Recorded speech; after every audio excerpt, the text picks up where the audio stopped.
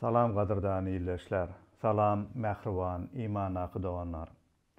Dogruluk ýoly gepleşimide hoş geldiňiz. Rabbimiziň süýgüsi we merhemeti siziň her biriňiz bilen bolsun diýip dileglerimiz bilen bugünkü dogruluk gepleşimide başlaýaryn. Durmuşymyzda ýeki galanymyza, gaýtada lap geç bolanyňyza, ýa-da ýakynymyza kimdir biri ölüp ýogalanyna kalbyňyz näme üçin diýen soraglardan dolup gördümi?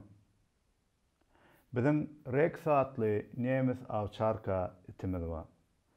Bir gezek men onuň bir tarapa seredip, çuňur oýlanýan ýaly çiňerlep oturanyny gördüm. Men öz ýanymdan pikir etdim. Belki ol hem durmuşyň manysy hakynda oýlanyp, men nireden geldim, nire barýaryn? Ölenden soň näme bolarka? Bizi kim yaratdyka diýip pikir etdimkä diýip biraz pikirlenjek boldum. Emma birden ol meni görende elimdäki et bölegini gören soň guyrugyny bulap ýanyma geldi we ähli eden pikirlerini şo bada unutdy. Elbetde etler ýa-da haýwanlar beýle diýip pikirlenen oklar. Sorag beren oklar. Çünkü yaradan Hudaý olary beýle ruhy zatlar pikirlenmek aňy bilen olary yaratmady. Ýöne insan olan biziň her birimiz beýle soraglar barada pikirlenýäris. Diňe insanlar özleriniň näme üçin yaradylandygynyň maksady we özleriniň kimligi we bu durmuşdaky gymmatyny gözleýändirler. Kim men? Nireden geldim? We nire barýaryn? Men näme üçin ýaşaýan? Näme üçin ölüm ma? Ölümden soňra näme bolar? Men kime degişli? Meniň baham, gymmatym näme? Durmuşymyň manysy näme? Köplenç her bir insan ine bu soraglary bir günden bir gün şu wagt soramaýan bolsa da, oýlanmaýan bolsa da hökman sorap bularyň jogabyny atarýanlar.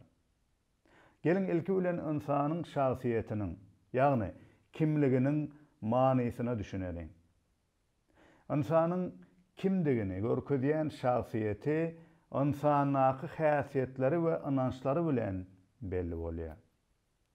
Biziň şahsiýetimiz biziň kimdigimiziň esasyndadyr.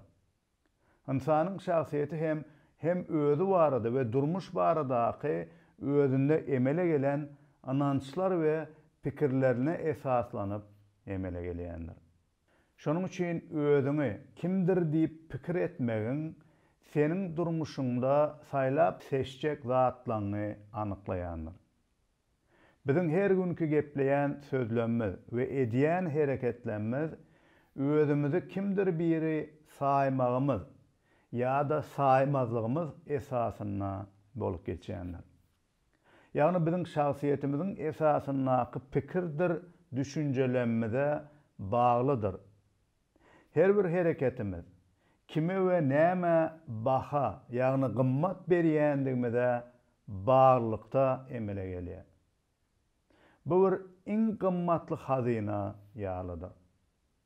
Ýagny kalbymyzda we aňymyzda nämäni ýa-da kimdir birini gymmatly görsek, şoňa baglykda hem durmuşymyzda hereket ederiz. İsa Mesihiň aýdan şeýle sözü bar. Hazinaňyz nirede bolsa, ýüregiňiz hem şol ýerde bolar. Hakykatdan hem nämäni ýa-da kimdir birini hazina diýip hasaplasaň, ýüregiň ýagny durmuşyňyň merkezi şol ýerde bolar. Şol zat hem durmuşyňy haýsy ugura gitjekdigini we nähili hereket etjekdigini kesitleýär. Kimdir birine ýa-da nämedir bir zada berýän gymmatymyz biziň höwesdir isleglenmedi, arzuwdur niýetlenmedi we olar esasyndaky ähli hereketlerimizi anyklap herekete getirýändir. Netijede bular biziň bütün durmuşymyzyň islenlik tarapyny haýsy ugura gitmeligini kesitleýär, çözýär.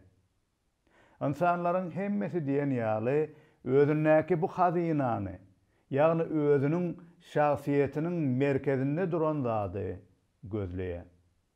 Emma insan näçe ýüreginde islenlik zady hazine etse-de kalıby rahatlyga we batlylyga eýe bolup bilenok.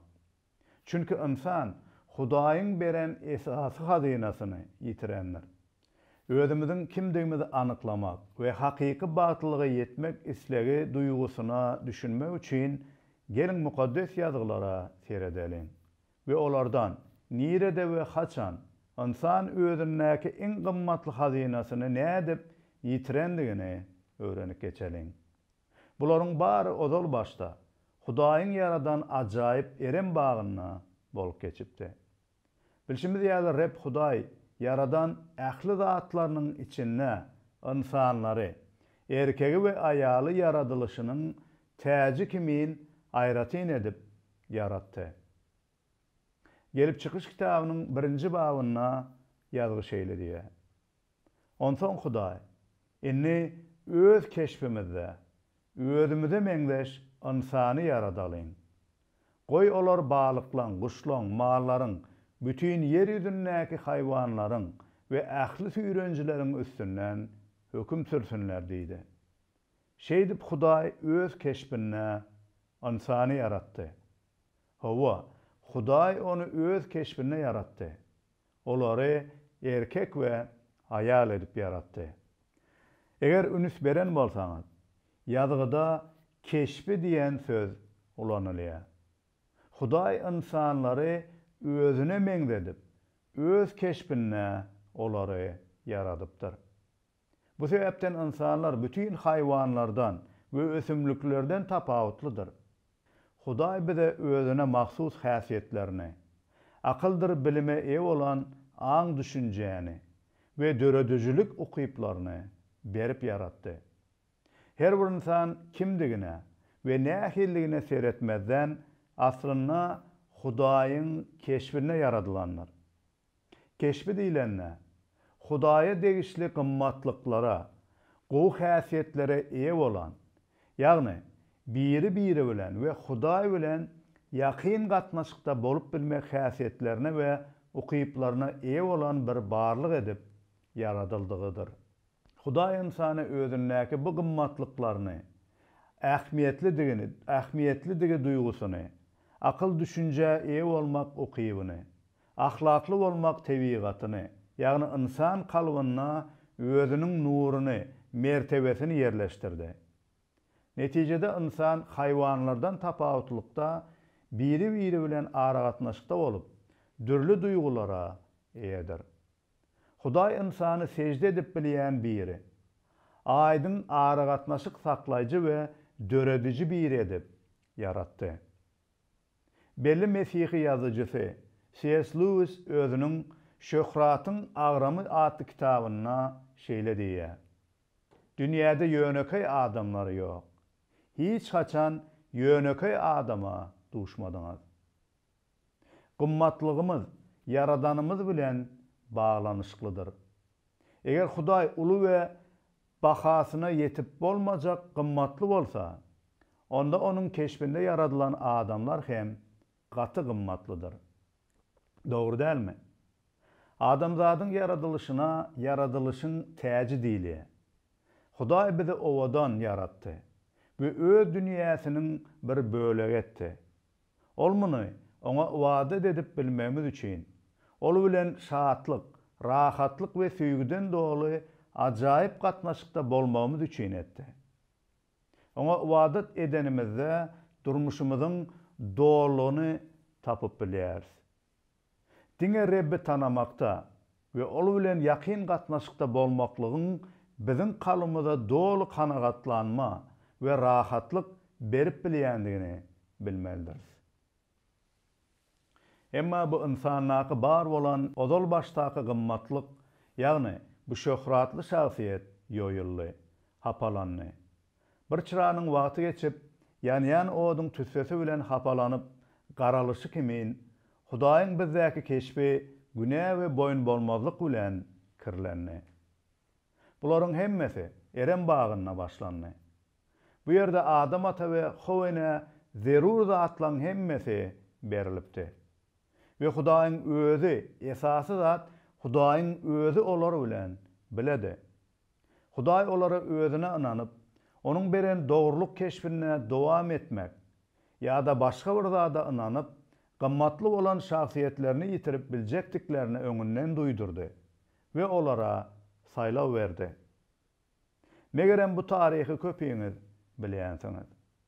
Yılan görünüşüne giren şeytan Hudaýyň hakikatyny ýoýup Adam ata we Howwenyň aňyna şübhe döredipdi. Bu arada ýazgy şeýle diýe. Yılan aýarlan dogrudanam Hudaý size bagdaky agaçlaryň hiç birinden iýmändiýdimi diýip sorady. Aýal ýylana şeýle jogap berdi. Bagdaky agaçlaryň miwelerinden iýmäge biziň ygtyýarymyz bar. Ýöne Hudaý siz bagyň ortasyndaky agajyň miwesinden iýmelem dälsiňiz, oňa degmelem dälsiňiz, ýoksam ölersiňiz diýdi. Yılan aýala şeýle diýdi. Ýok, ölmersiňiz. Şol agajyň miwesinden dadan günüňiz Hudaý siziň gözüňiziň açyljakdygyny we edil Hudaý kimin boljakdygyny, hemne ýagşyny ýamany saýgarjakdygyny bilýär. Aýal bu agajyň miwesiniň iými düşin gowdugyny, göze ýakymlydygyny we onuň akyl paýhas berýändigini görüp, ondan alyp iýdi. Ýanynaky adamsyna da berdi.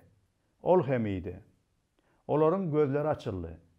Şeytanyň ine bu sözleri aýtmagyna, Hudaýyň sözüne şübhe döretmek taktikasyny görýäris. Hudaý olara diňe bir agaçdan başga agaçlardan iýmegi çäklendirmedi. Ýöne şeytan Hudaýyň ýagşylygyna şübhe döretmäge we onuň häsiýetine hüjüm etmäge synanyşdy. Hudaý olara bir agajyň miwesinden başga hemme zady berdi. Hudaý Howene we Adam ata Eren bagyndaky ähli zady berdi.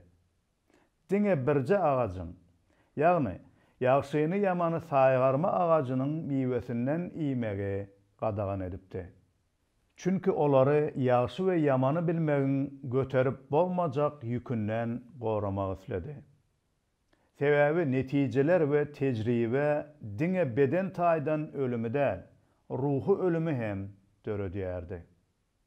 Biz ýagşylygy we ýamanlygy kämillik derejesine bilip göterip bilmeýäris.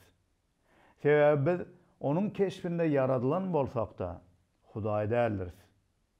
Ýöne şeytan Hudaýyň beren şahsiýetiniň we olara berilen ähmiýetiniň ýeterlik däldigini, olaryň ähmiýetine we gymmatyna goşant goşup biljek goşmaça gowluklary Hudaýyň olardan saklaýandygyny, emma olar Hudaýa boyun egmese we şol gadagan edilen birje miwäni alsa, ýagny iýse, ýagny bir azajyk goşmaça zat bolsa, şonna olar Hudaý ýaly bolarlar we doğruluğa eýe bolarlar diýip olary aldady. Şeytan olaryň ünsüni Hudaýa inanyp secde etmekden başga zada, ýagny bu agajyň miwesine tarap üýtgedip belli. Birdenke aýal agajyň miwesine başgaça seredip başlady. Ol hemme zady beren Hudaýdan näle? Şol miwede gymmatyny, kimligini tapıp başlady.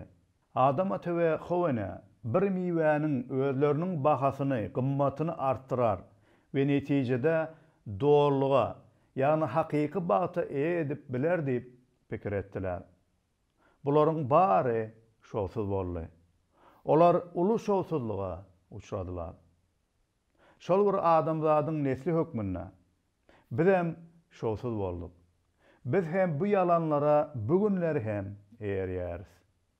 Günä durmuşymyzy dolanlarýar we durmuşymyza kimdir birini ýa-da bir zady ibadatymyzyň, secdämiziň merkezine öwürýär we olar ýüregimizdäki butlary döredýär. Aslynda töweregimizde her gün şol bir aldaw sözleri biz hem eşidýäris.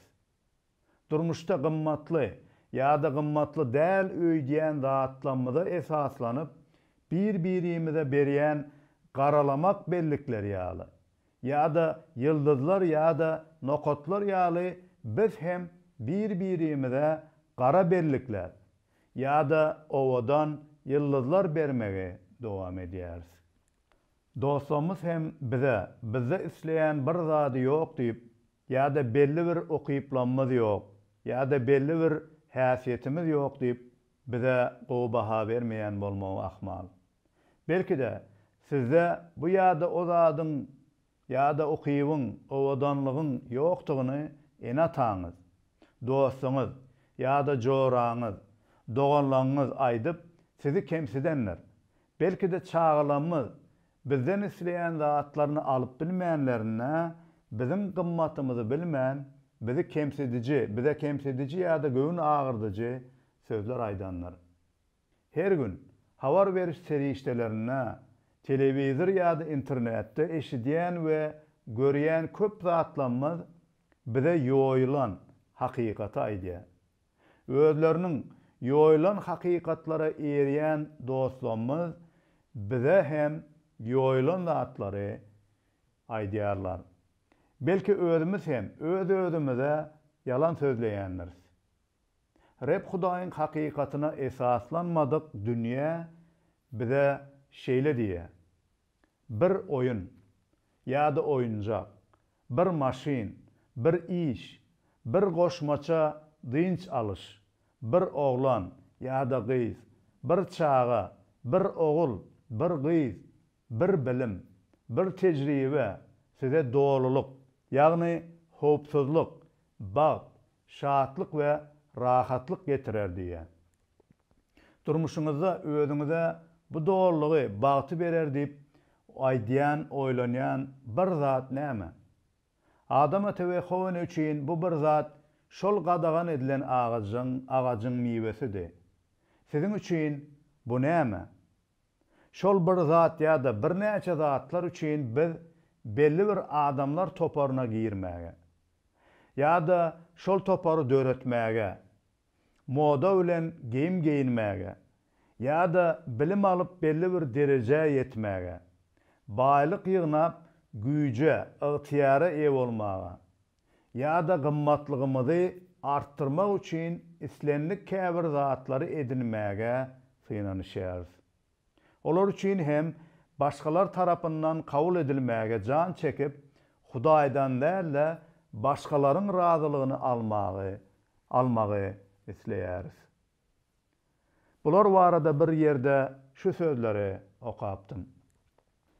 Hudaýyň hakykatyna boyun egmedik ýa-da onuň hakykaty bilen iýdeklenmeýän durmuşyň islenlik bölegi yalan kimlik, ýagny şahsiýet bilen ýok ediljek bölegidir. Bu yalan şahsiýet, kimlik, ýagny özüňi kimdir biri diýip hasaplamagyň ahyr soňy durmuşymyzyň köp bölegini ýa-da biziň ömrümizi eýleýär. Netijede Hudaýyň güýji we gudraty bilen yaradylandygymyza düşünüp bilmän gorku we şübhe içinde ýaşaýarys. Bu bolsa bizi adamlaryň razylygyny gözlemäge ýa-da bizi doldurar diýip hasaplanda atlanmagy gözlemäge alyp barar. Hudaýdan başga islenlik zatda baht gözlemeklik bu parazlykdyr. Ýazyjy we ruhu çopan Brad Bigney Hoşawar dönüklügi adly kitabyna bu tema barada şeýle diýär, ýagny butlar barada şeýle diýär. Durmuşymyzy, aňymyzy we süýgimizi Hudaýdan has köp özüne çekýän islenlik zat ýa-da kimdir biri buttur. Ahyrynda butlaryň bary ibadat we secde meselesidir. Hudaýa ibadat edip secde etmedik wagtymyzda başga bir zada ýa-da birine secde edýäris. Hudaýa ibadat etmege bes edenimizde hiç sada ibadat etmeýändigimiz diýildigi däldir. Tersine biz islenlik zada ibadat edýäris. Şonuň üçin biz Hudaýa garşy we başgalara garşy günah edýänleriz. Hudaýa bolmaýarys. Çünki biz nämedir bir zady isleýändigimiziň sebäbi şol bir isleýän zadymyzda dolu kanagat taparyn diýip pikir edýäris. Netijede biz isleýän zadymyza ýetmek üçin ýa-da ýeten zadymyzy saklamak üçin günah etmekden hem çekinmeýäris. Bir zady ýa-da birini Hudaýdan has wajyp ýa-da beýik goýýandygymyza düşünmek üçin şu soraglary bermelibiz. Isleýän bir zadymy almak üçin günah etmäge taýynmy? Alan zadymy ýa-da eýe bolan zadymy ýa-da kimdir birini ýitirmezlik üçin günah etmäge hem taýynmy? Hudaýdan başga kimden ýa-da nämeden batlylygy, dolulugy, manyny gözleýärin? Biziň her birimiz günah edip Hudaýdan daşlaşandygymyz üçin Hudaýyň bize beren baştaky ajaýyp keşfini, kimligini, dogurlukdan dolu bolan şahsiýetimizden uzaklaşdyk. Netijede kalymyzdaky bu boşlugy dünýäniň biziň kalymyzyň boşlugyny doldurmajak, dowamly, hemişelik batlyga ýetirmejek zatlar bilen ýa-da insanlar bilen doldurmaga çalışyp dünýäniň zatlaryny we olara bolan höweslenmedi, isleglenmedi özümize but edinip gelýäris. Bizi özüniň keşfinde yaradan we bize baştaky keşfimizi täzeden berip biljek Hudaýa ýakynlaşman şeytanyň we günäniň yalanlaryna kulak asýarys. Bu gurrunlardan soň siz hem özüňizi günäkär hasaplansaňyz, insabyňyzda siz hem ýazgarlan duýansaňyz, belki de günah we boyun bolmazlygyňyz sebäpli dören bu meseleni nädip çözüp bilerin diýip siz hem pikir edýänsiňiz. Dogrusyny aýtsak, bizde bar bolan bu günah meselesi özümizden has uludur. Özümüz muny düzedip bilmäris. Çözgüt Hudaýdadyr we Hudaý çykalgany, ýagny gutuluşy Mesih İsa'da eýem öpçün edenler. İsa Mesih şahsiýetimizi dikeltmek üçin we döwülen we kesel bolan keşfimizi aradan aýryp bize kämil, mukaddes keşfi olan özünnäki hazinasyny bermek üçin dünýäge geldi. İsa Mesih şeýle diýipdi: "Ogry diňe ogurlamak, ýagny şeytan ogurlamak, öldürmek, ýok etmek üçin gelýändir. Emma men olara, ýagny biziň oňa iman eden her birimize ýaşaýyş, bolelin ýaşaýyş bermek üçin geldim. Men gowy çopanlaryň, gowy çopan goýunlar üçin janyny pida edýändir." İsa Mesih durmuşymyzda günäniň güýjüni we ygtyýaryny döwdi we Hudaýyň bize niýet eden hakyky şahsiýetini bize hödürleýär. Hudaý bizden hiç wagt ýüz öwürmedi. Şonuň üçin özü bilen ýitirilen gatnaşygy dikeltmek üçin Mesihtäki hakykaty, ýoly we durmuşy bize berdi. Diňe Hudaýa secde, ibadet etmek we diňe ondan dolu kanagatlanmagymyzy tapmak arkaly durmuşymyzda çyn batlylyga, İsa Mesihiň wada eden ebedi we gurply ýaşaýyşyna eýe bolup bileris. İsa Mesih'e iman edenler günahnyň we şeytanyň gol astyndan azat bolup bilerler. Oňa iman edenler inni asla höküm edilmez we baky ölüme dağıtmazlar. Rimlerde ýazgy bize ine şeýle diýe. Şeýlelikde İsa Mesih'e degişli bolanlar inni asla höküm edilmez. Sebäbi ýaşaýyş berýän mukaddes ruh meni İsa Mesih arkaly günahnyň we ölümiň ygtyýaryndan azat etdi. İsa Mesih bize şol baştaky berilen Hudaýyň keşfindäki barlygymyzy täzeden dikellip, bize täze özünnäki şahsiýetini, ýagny keşfini bermek isleýär. Ine bu sebepten İsa Mesih dünyaya geldi ve bizi saylap seçip Hudaýyň halky, ona degişli bir etdi. Bize täze keşp berdi, täze at berdi. Durmuşuňyzyň her bir ugruna gorku bolsun, gam gussa bolsun, özüňizi kemsillenen ujypsyz duýýan bolsaňyz, ýa-da islenlik bir durmuşuňyzyň meselesine Hudaýy agtaryp oňa gelseňiz, ol size İsa Mesih'te gutuluş we azatlyk berer we onnaky hakykaty bilen günäniň weýran edici güýjünden halas eder we size täze, bagtly durmuş, ýagny täze şahsiýet size emele getirip size täze ýaşaýyş berer. Belki de sen menim üçin durmuşumy üýtgetmek kyn, ýa-da men şu bolşumy, ýagny şu şahsiýetimi üýtgetmek islemeýärin. Durmuşumna wajyp hasaplan bu zatlarymdan el çekmek we olary taşlamak islemeýärin diýmeňiz mümkin. Emma şunu bilmelisiňiz. Hudaý tarapyndan üýtgedilmedik durmuş we häsiýet weýrançylyga we bedbatlyga alyp barýanlar. Ýöne İsa Mesihiň bize täze ýaşaýyş bermek üçin we bizi günäniň jezasy we näletinden halas etmege gelendigine, bizi halas etmek üçin janyny gurban berendigine iman etsek, onna durmuşumuzy özgertjek Hudaýyň gudratly güýji bize geler. Ve İsa Mesih bizim kalbimizi ve aňymyzy üýtgedip bize Hudaý tarapyndan söýülen, kabul edilen, gadyr gymmat berilen, Hudaýyň balalary diýen şahsiýetini, kimligini bize berer.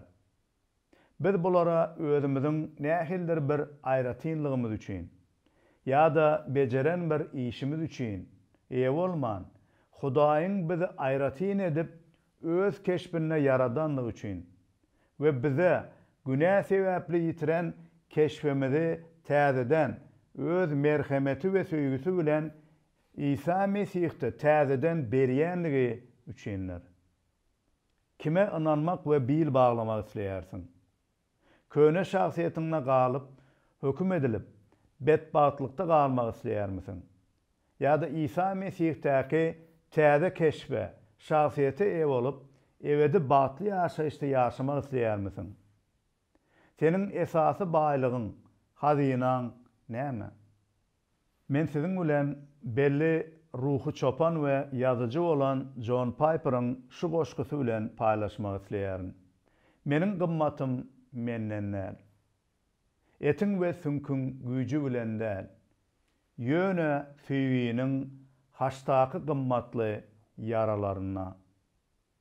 Meniň gymmatym ussatlikda ýa-da atda däl. Yeňmekde ýa-da utulmakda, buýsaşda ýa-da utançda däl.